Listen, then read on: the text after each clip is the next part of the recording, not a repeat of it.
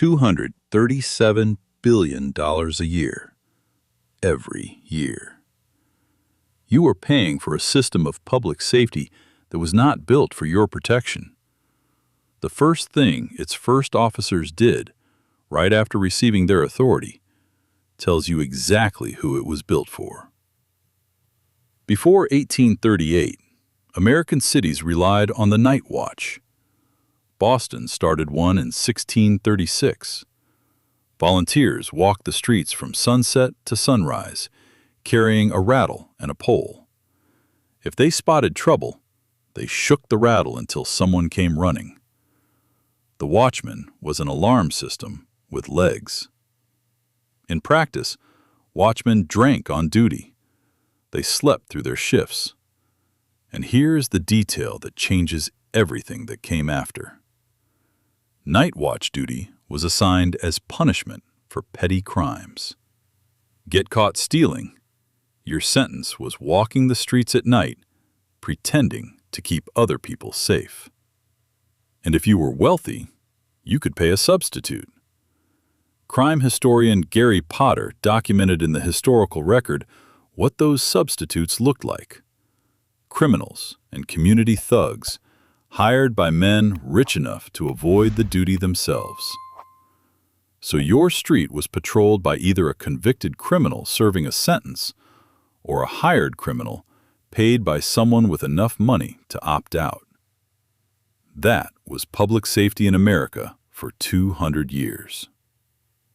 The constables who supervised the watch worked on a fee basis, paid per warrant served. Their income depended not on preventing crime, but on processing it. The only metric was crimes processed, for payment. It was not public safety. It was a business model. And the consequences of that business model were visible to anyone paying attention. In 1849, a theater dispute in New York between two rival actors, one American, one British, escalated into a street riot that killed 22 people and injured over 100. The night watch stood aside. The militia eventually fired into the crowd. Not a single member of the watch was disciplined. Not one arrest was made during the riot itself. Nobody with money lost anything that night. The casualties were workers and immigrants who had bought cheap tickets to stand in the street outside the theater. The Astor Place riot, as it came to be called, had nothing to do with theater. It was a class conflict. And the watch did exactly what a fee-based system staffed by criminals and paid substitutes could be expected to do. It protected itself. And nobody rich enough to matter was complaining, because they had private security. But while the North ran this broken operation, the South built something entirely different. And this is where the official story and the actual story begin to separate permanently. South Carolina, 1704. The Colonial Assembly created what the law called the patrol. Paid positions, armed, legal authority to stop, search, and physically punish any enslaved person found off plantation grounds without a written pass. If you were found without it, the punishment was administered on the road. 39 lashes was the legal maximum. It was rarely observed as a limit. If you ran, the patrol was legally authorized to use whatever force was necessary. The law did not define an upper limit on that force. If you were a free black resident, legally free with documentation, you were still required to produce certificates of freedom on demand. Fail to produce them, and you could be jailed, and in documented cases, sold into slavery under the assumption that you were a runaway. The institution did not distinguish between enslaved and free. It distinguished between documented and undocumented. and it was authorized to enforce that distinction with violence. Before the Constitution was written, every slave-holding colony had a formalized patrol system. The patrol operated at night. Groups of 4 to 6 men on horseback covered assigned routes, checking roads, plantation boundaries, and any place enslaved people might gather. They worked in shifts. They were paid. They carried written authority to act. By 1737, South Carolina was paying patrol members out of the public treasury, making the Slave Patrol the first publicly funded enforcement body in what would become the United States. Publicly funded. Operating before any police department, before any constabulary, before any city had an organized crime-fighting apparatus of any kind.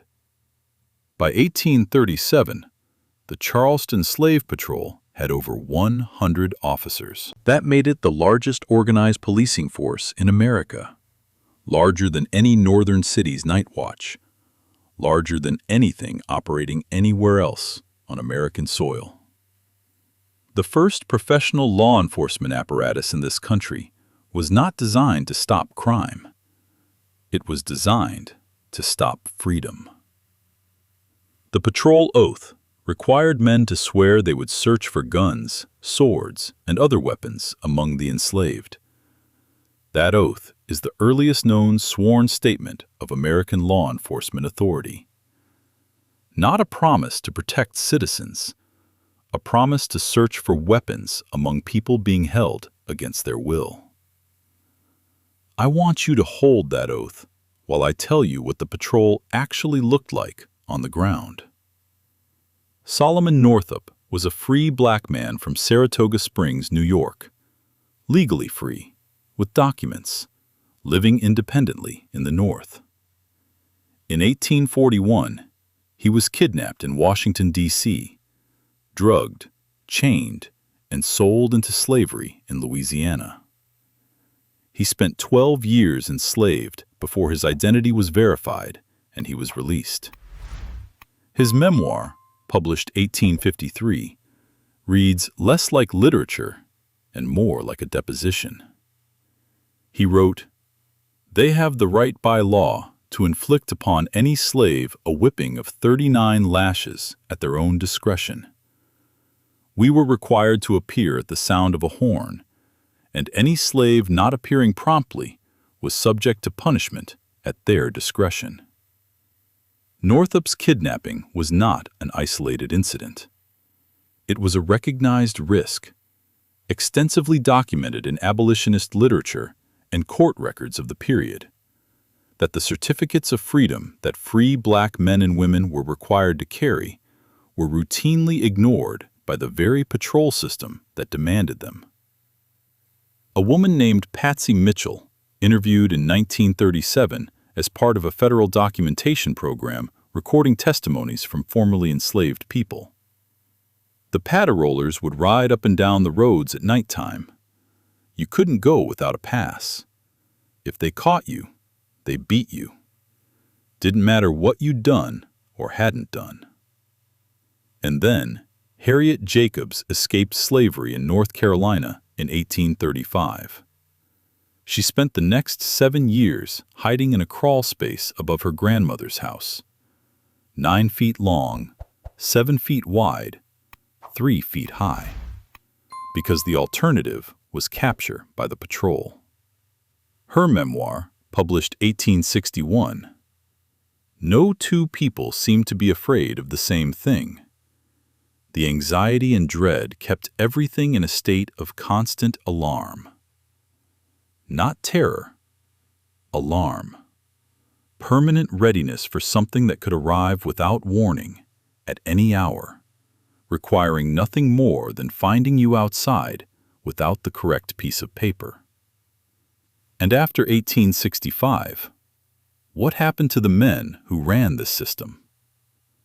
Officially, the patrols were dissolved. Practically, keep watching.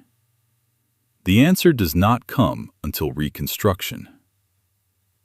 Cities were growing. New York hit 400,000 people with 80 watchmen. A professional model was needed. I don't dispute any of that. What I dispute is who the new model was designed for. Boston, 1838. Merchants had been paying for private guards to watch their ships at the port. It was cutting into profits. So someone realized, what if protecting commercial goods could be reframed as a matter of public safety? What if the cost shifted from merchants to taxpayers? The city created a day police, 6 officers working under the city marshal, the first publicly funded police force in American history. Not created by citizens demanding protection, created by commercial interests who found a way to make everyone else pay their security bills. 6 officers. That is what the first American police department looked like. Private security became your tax bill, and they named it public safety. The full Boston Police Department followed in 1854. 250 officers at $2 per shift. Their stated task? Maintaining order, which in practice meant protecting property and managing populations that threatened commercial activity. In 1850, Boston police enforced the Fugitive Slave Act, arresting free black residents and returning them to slavery in the South. In 1860, they suppressed labor organizing among Irish dock workers striking for a 12-hour workday. The strikes were broken. The cargo moved on schedule. The system performed exactly as designed. And it left no ambiguity about the hierarchy of whose interests came first. Not the dock worker, not the free resident with papers, the cargo and the merchant who owned it. Their own official website lists these dates. The Night Watch, the Day Police of 1838, all of it publicly available. There is no hidden file. There is just a version of the story with the financial motive edited out, written so flatly that no one thinks to ask who benefited. The truth is not classified. It is buried in a boring paragraph on a government website.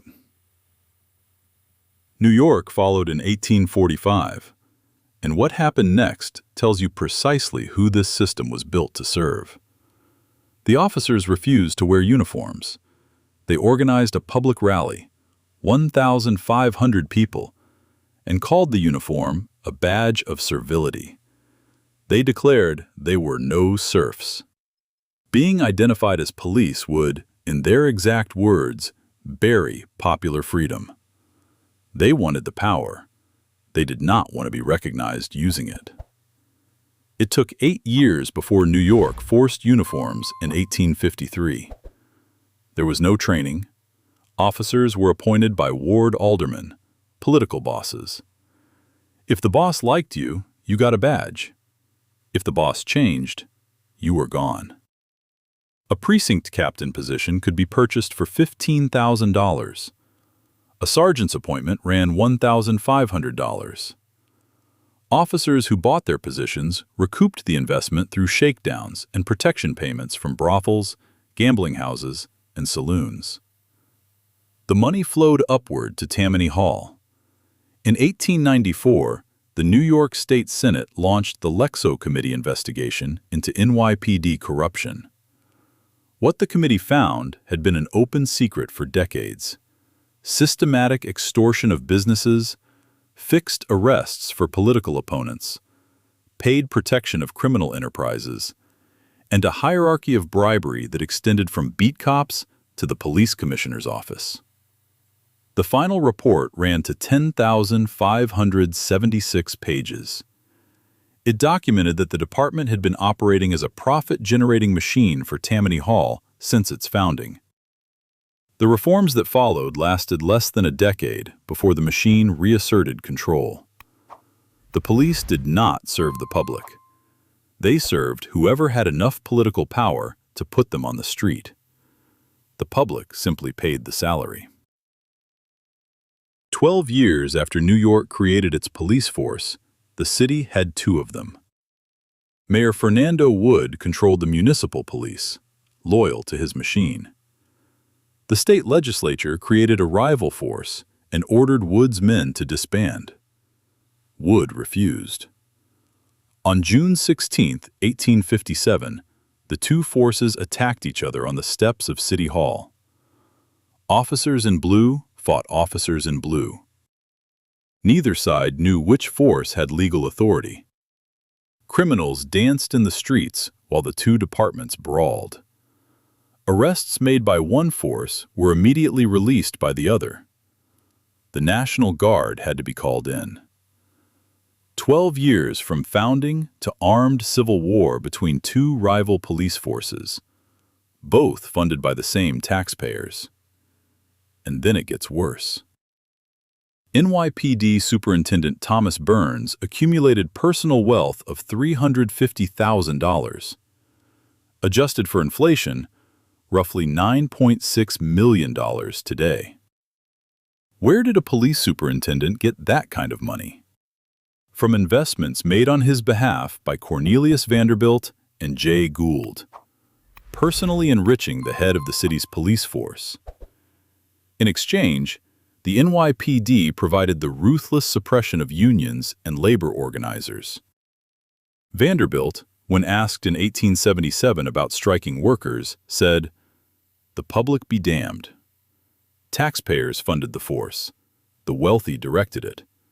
The superintendent pocketed the difference." That triangle is not an aberration.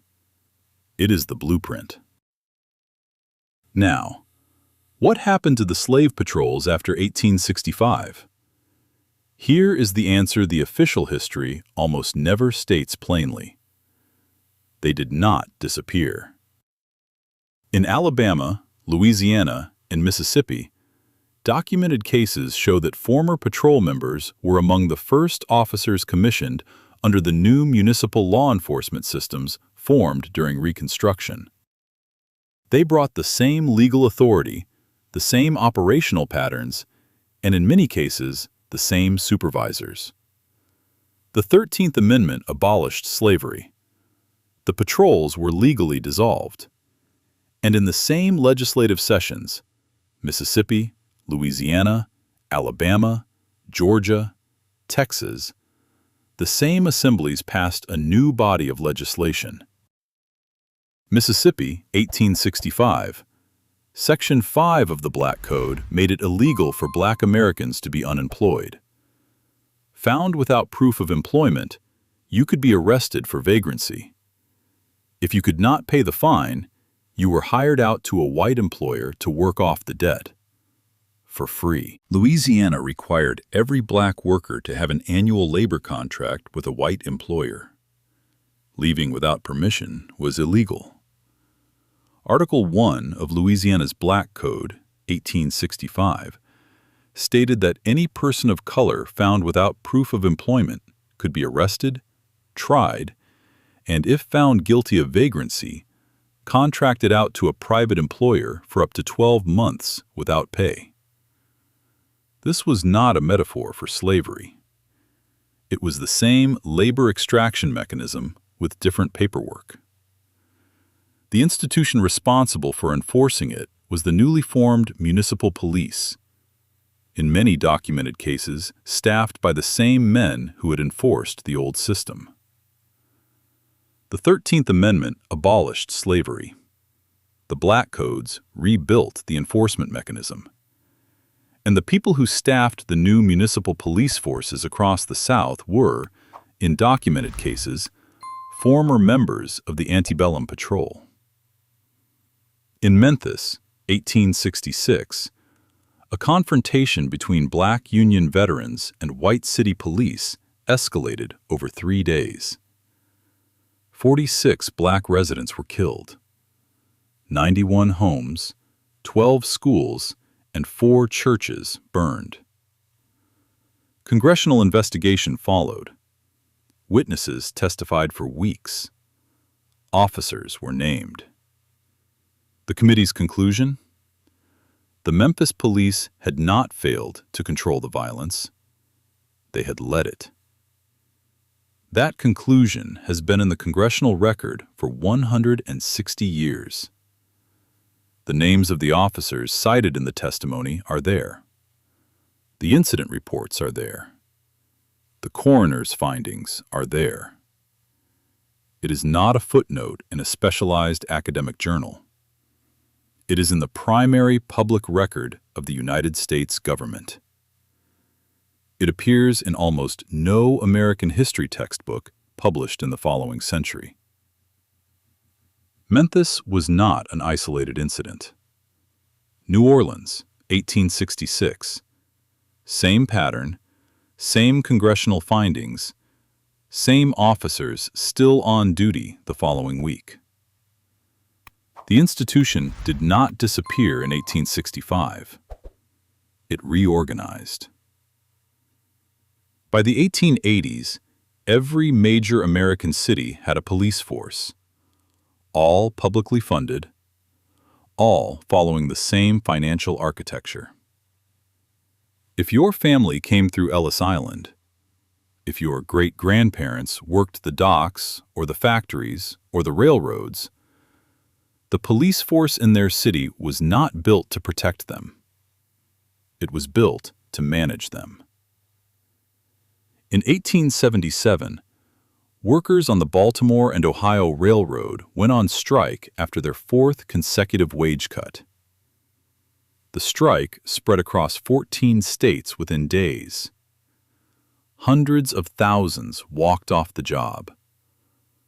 Rail yards in Pittsburgh were shut down. Freight stopped moving across the country. President Hayes dispatched federal troops at the direct request of railroad owners. Police forces and state militias joined. The Pennsylvania National Guard opened fire on a crowd in Pittsburgh. The Pittsburgh Roundhouse was burned in the retaliation. By the time the strike collapsed, an estimated 100 workers were dead. Not one railroad executive was charged with anything. Not one. The police protected the railroad. The railroad belonged to the same category of men who had funded the first municipal departments 40 years earlier, and who were personally enriching the head of the NYPD. 1636. Night watch begins. Drunk volunteers, sentenced criminals, hired thugs. 1704. South Carolina. First professional law enforcement in America. Authorized to stop, search, and beat. Built to stop freedom, not crime. 1737. First documented paid patrol positions. Not in a city protecting citizens, on a plantation system protecting property. 1837. Charleston Slave Patrol. 100+ officers. Largest police force in America. 1838. Boston merchants transfer their private security costs to the public. 6 officers. First Municipal Department. 1850. Boston police enforce the Fugitive Slave Act. Free residents arrested and returned to slavery. 1853. New York officers, after 8 years of organized resistance, finally forced to wear uniforms. 1857. 2 rival New York police forces fight each other on City Hall steps. National Guard restores order. Taxpayers fund all sides. 1865. 13th Amendment. Patrols dissolved by law. Black codes enacted by the same legislators in the same sessions. 1866. Memphis. Police lead attacks on black residents. 46 dead. Confirmed by Congress. Printed in the record. Taught nowhere. 1877. Great Railroad Strike. 100 workers killed. 0 executives charged. 1880s. Every major American city. Same blueprint. Same financial logic. Same triangle. 1894. Lexow Committee, New York. 10,576 pages, documenting systematic bribery from beat cops to the commissioner. Reforms follow, last less than a decade. This is not coincidence. This is a sequence. That sequence now costs $237.7 billion a year. The mechanism changed. The logic did not. Think about the oath the first patrol members swore. Not to protect citizens, to search for weapons among people being held against their will. Think about the first officers of the New York Police Department. They refused to wear uniforms. 8 years. They wanted the power without being recognized while using it. That is the answer to the question this video opened with. When you dial 911 today, you activate this system. The question is not whether it works. The question is who it was designed to work for. The names of the officers cited in the Memphis testimony are in the Congressional record. They have been there for 160 years. Nobody is looking. Private benefit. Public bill. The merchants are gone. The invoice remains.